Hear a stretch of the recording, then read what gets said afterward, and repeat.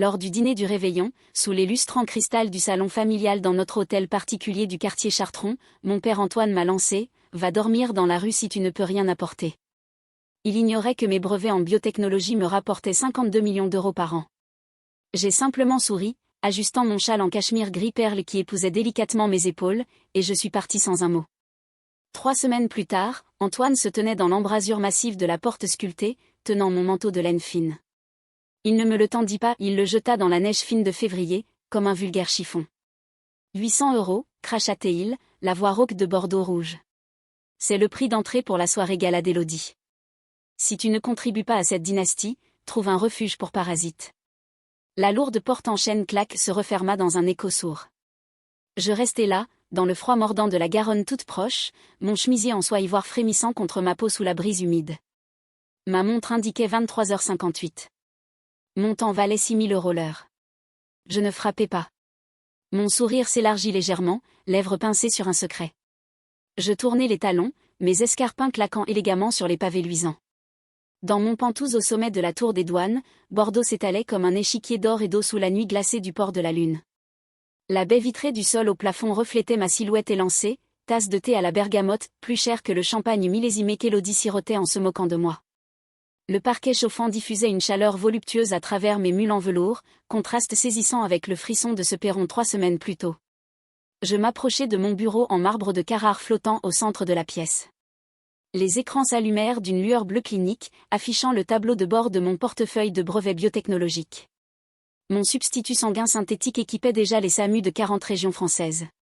Pendant ce temps, mon père racontait à la famille élargie que j'étais une vagabonde toxicomane dormant sur des canapés d'amis. Le portail bancaire se connecta instantanément.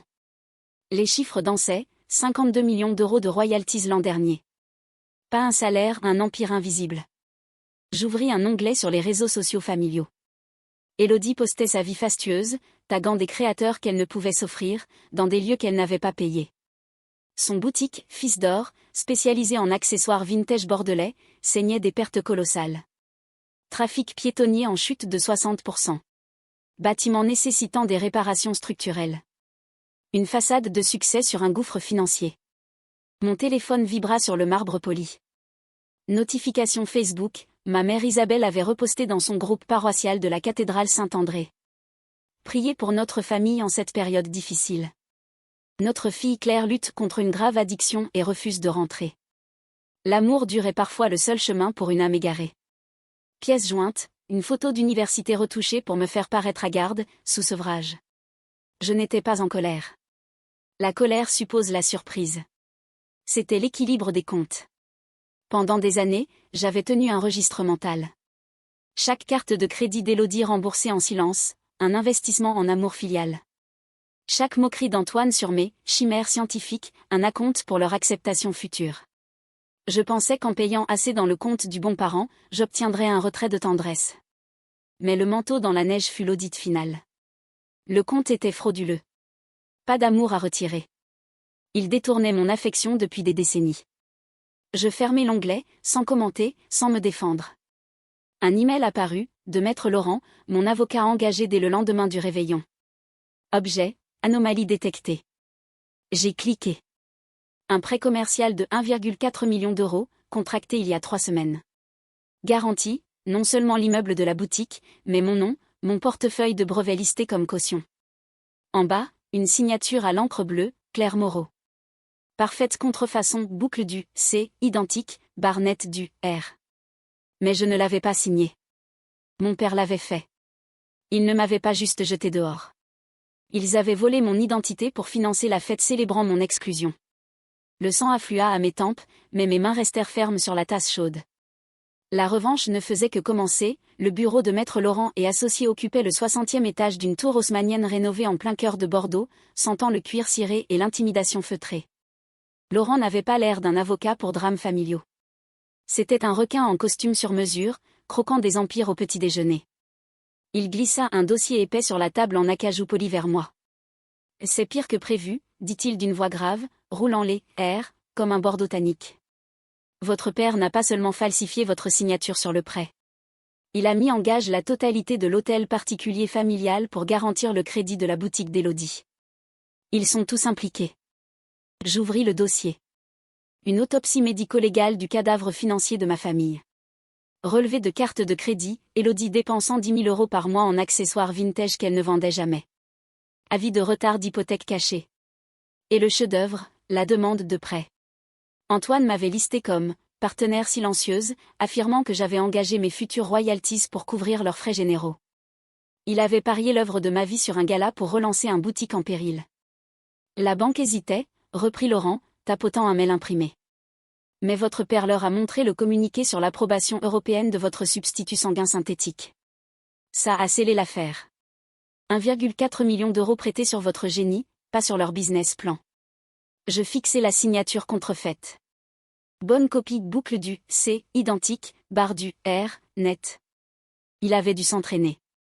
Le prêteur, demandai-je, doigt effleurant le cuir souple du dossier.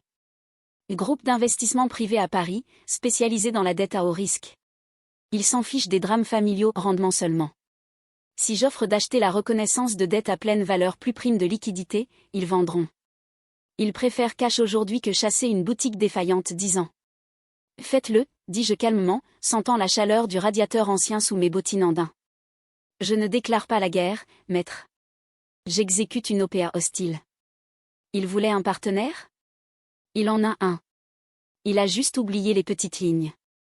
Je me levai, m'approchant de la fenêtre panoramique. Bordeaux s'étalait, Garonne argentée sous le soleil bas, vignoble lointain comme un tapis pourpre. Ma famille s'agitait sans doute, finalisant fleurs et traiteurs pour le gala, se sentant maître du monde grâce à ce prêt volé. Antoine pensait avoir berné le système, utilisé mon nom sans que je sache. Il ignorait qu'en apposant ma signature, il m'avait invité dans son unique talon d'Achille, le contrat. Préparez les documents, dis-je en me tournant vers Laurent. Et rédigez un avis de défaut. Mais ne l'envoyez pas porter le demain soir. Le demain soir, haussa-t-il un sourcil, stylo suspendu. Le gala, répondis-je avec un sourire froid. Si je paie la fête, je mérite d'y assister. Laurent hocha la tête, notant sur sa tablette. Dehors, la Garonne murmurait ses secrets anciens. Antoine croyait régner sur son royaume. Il allait découvrir que j'en étais la banque et bientôt, la propriétaire. La nuit du gala arriva avec un vent marin qui faisait claquer les auvents de la boutique « Fils d'or » dans le quartier des Chartrons. À l'intérieur, l'air vibrait de parfums capiteux et d'une confiance imméritée. Je regardais en direct sur mon téléphone, assise à l'arrière d'une berline aux vitres teintées, garée à un pâté de maison. Élodie n'avait lésiné sur rien, sculpture de glace fondant sur nappe blanche, orchestre de jazz dans un coin, tour de champagne défiant la gravité. Un sanctuaire de vanité bâti sur crédit volé. Antoine et Isabelle tenaient l'entrée, trinque-coupe de cristal avec l'élite bordelaise. Mon père riait fort, poitrine bombée, vantant à un promoteur local son expansion stratégique et ses partenaires silencieux. Je pouvais presque entendre les mensonges à travers l'écran, héritage familial, vision infaillible. Il ne ressemblait pas à un homme ayant falsifié la signature de sa fille. Il croyait lui avoir rendu service. La blessure narcissique. J'avais lu des ouvrages entiers après l'expulsion. Quand un narcissique affronte la honte, fille plus prospère, boutique en faillite, son esprit réécrit la réalité. Antoine pensait mériter mon argent. Mon brevet n'était pas ma victoire, mais un actif familial qu'il gérait. Falsifier ma signature ? Une simple correction interne à son royaume imaginaire. Les rois ne craignent pas la découverte. On leur obéit. Prêt, Madame Moreau, dit maître Laurent depuis le siège voisin, mallette sur les genoux, expression de marbre. Allons-y. Je sortis de la voiture. L'air froid me gifla, rappel du perron 3 semaines plus tôt. Mais cette fois, pas de manteau jeté. J'arborais un tailleur sur mesure en laine italienne, plus cher que l'inventaire entier d'Élodie, soulignant ma silhouette avec une précision chirurgicale. Pas de frisson. Une brûlure froide, objectif limpide. Nous approchâmes de la boutique. Le vigile consulta sa liste, fronça les sourcils, puis fixa Laurent. Celui-ci présenta une carte, murmura termes légaux. Le garde s'écarta, intimidé. Nous poussâmes les portes vitrées. Le brouhaha de la fête nous enveloppa, rire cristallin, murmure d'autocongratulation. Je m'arrêtai dans l'entrée, les observant. Élodie trônait au centre, micro en main, téléphone sur anneau lumineux en live pour ses 500 000 abonnés. Ce soir, gazouilla TL, voix amplifiée, une énorme annonce. un partenaire mystère investit des millions pour l'international du Fils d'Or. Signature finale imminente. Isabelle applaudit frénétiquement. Antoine rayonnait. Le silence ne tomba pas d'un coup. Il ondula depuis la porte, vague de chuchotements alors que les invités pivotaient. Je traversai la foule, Laurent une ombre à mes côtés. Isabelle me vit la première. Sa coupe de champagne s'écrasa au sol, tessons scintillant sur le parquet ciré. Le bruit perçant trancha le calme.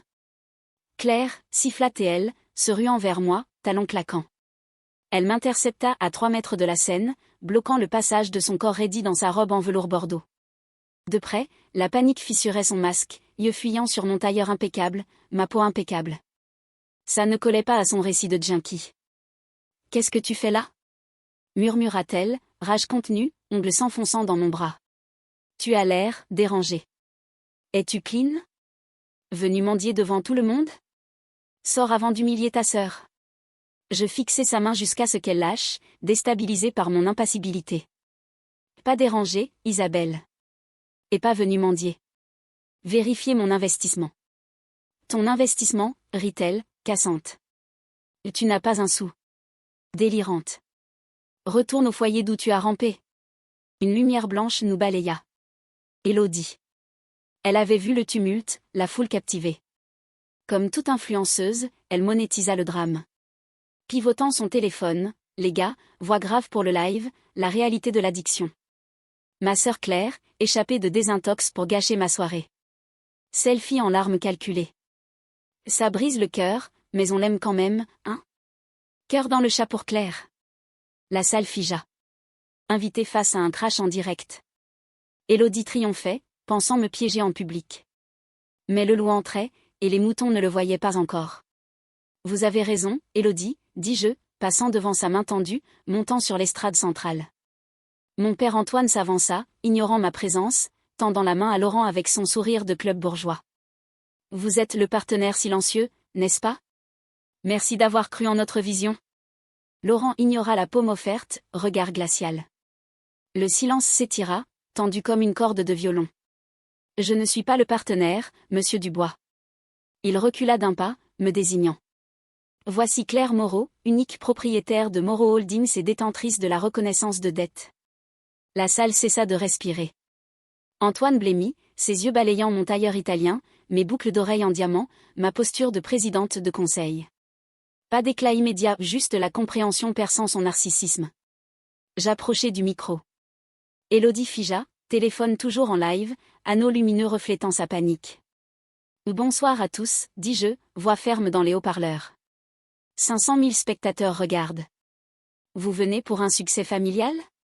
On vous a menti. Claire, arrête, siffla Isabelle, se ruant. Laurent la barra, mur de costume et de jurisprudence. Je ne suis pas en désintox. Je suis biochimiste. Mon brevet de substitut sanguin équipe les SAMU bordelais. Il y a 3 semaines, on m'a expulsé de chez moi pour refuser de financer ce gala. Geste à Laurent. Il tapa sa tablette. Le projecteur d'Élodie, prévu pour son logo clignotant, changea. Un PDF géant apparut, contrat de prêt du 4 janvier, 1,4 million d'euros. Ceci est un prêt commercial frauduleux, dis-je, pointant l'écran mural. Fraude à la signature, vol d'identité, falsification bancaire. Mon avocat a racheté cette dette aujourd'hui. Antoine vira au gris cendre. Je ne suis plus votre fille ici, Antoine. Je suis la banque. Élodie abaissa enfin son téléphone, mais le live roulait. Commentaires en blizzard, choc, trahison. Le bail de cet immeuble reposait sur garantie frauduleuse, continuai-je, voix commerciale pure. Il est nul. Mais je suis propriétaire raisonnable. Laurent tendit un document tremblant à Antoine. Avis de réajustement de loyer, immédiat et rétroactif pour fraude. Non 6 000 euros, mais 42 000 euros mensuels pour cet emplacement historique. Plus 1,4 million de prêts exigés cash. Total dû, 4,8 millions d'euros. 42 000, hurla Isabelle. Tu ne peux pas. Si. Je détiens la dette, le bâtiment, le contrat violé. 24 heures pour payer ou libérer les lieux. La famille se délita. Antoine rugit, Claire, c'est ta famille. Pour un manteau ? Non, Gérard. L'audit des comptes. Vous êtes en déficit. Je levai la main. 4 gardes en costume sombre émergèrent, ma sécurité privée, pas le vigile bas de gamme d'Élodie. Efficace comme une saisie. Événement terminé, tonna le chef. Propriétaire ferme les locaux. Sortez.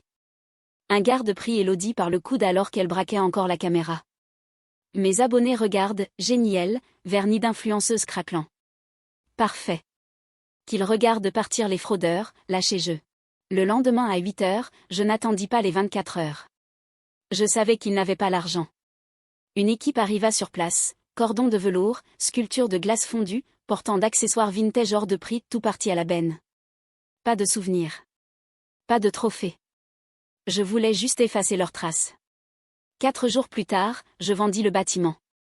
Pas d'annonce publique. J'appelais la rivale jurée d'Élodie, une designer qu'elle raillait sur Instagram depuis des années. Offre à prix cassé pour clôture rapide. Condition unique, garder l'enseigne, fils d'or, 1 mois sous nouvelle direction. Dépréciation finale de leur legs. Leur ennemi paradant dans leur empire ruiné. Dans le salon première classe de l'aéroport de Bordeaux-Mérignac, je regardais la neige fine tomber sur le tarmac, Garonne gelée au loin comme une veine argentée. Mon téléphone vibra, SMS d'un numéro inconnu, sans doute supplique ou menace. Je ne lus pas blocage direct. Paramètres changés, nouveau numéro. Décollage pour Genève imminent, 1 mois dans les Alpes suisses, entouré de blancs immaculés. Cette fois, le froid serait choix, pas punition. J'avais passé ma vie à acheter une place à leur table, silence, obéissance, argent versé en secret. Pensant qu'en payant assez, on me laisserait m'asseoir enfin. Mais la table était pourrie, la maison insalubre. Je n'avais besoin d'aucune place. J'étais la banque. Sorbet à la bergamote en main, j'effleurai ma montre. 52 millions de royalties annuelles n'étaient pas richesse, solvabilité. Pas bonheur fugace, mais assise inébranlable. Antoine avait jeté mon manteau dans la neige. J'avais repris l'hôtel particulier, la boutique, leur illusion de grandeur. Mais la vraie victoire ? Leur indifférence désormais inutile. J'avais gagné ma liberté. Le commandant annonça l'embarquage. Je fermai les yeux, sentant les moteurs ronronner. Bordeaux s'éloignait, pas en fuite, en conquête. La plus silencieuse de la pièce n'était plus victime. Elle était architecte de son empire. Parfois, la revanche parfaite n'est pas destruction. C'est envol.